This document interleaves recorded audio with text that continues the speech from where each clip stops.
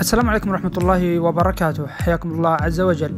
اليوم بنعرض لكم موعد مباريات الدور 16 من بطولة الأمم الآسيوية 2019.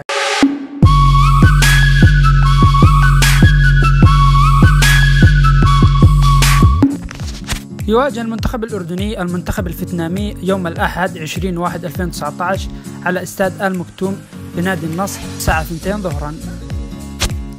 يواجه المنتخب التايلاندي المنتخب الصيني يوم الأحد بتاريخ 20/1/2019 على ملعب استاد هزاع بن زايد بنادي العين الساعة 5 عصرا.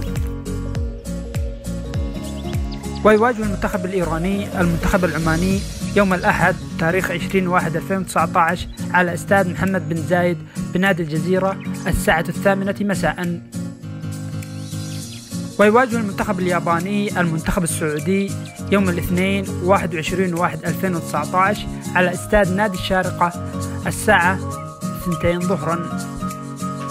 ويواجه المنتخب الأسترالي المنتخب الأوزبكستاني يوم الاثنين بتاريخ 21/1/2019 على استاد خليفة بن زايد بنادي العين الساعة 5 عصرا. ويواجه المنتخب الإماراتي المنتخب القرقستاني يوم الاثنين بتاريخ 21/1/2019 على استاد مدينة زايد الرياض الساعة 8 مساء.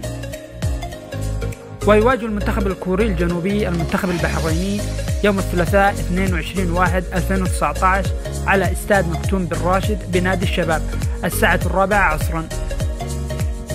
ويواجه المنتخب القطري المنتخب العراقي يوم الثلاثاء بتاريخ 22/1/2019 على استاد آل نهيان بنادي الوحدة الساعة 8 مساء.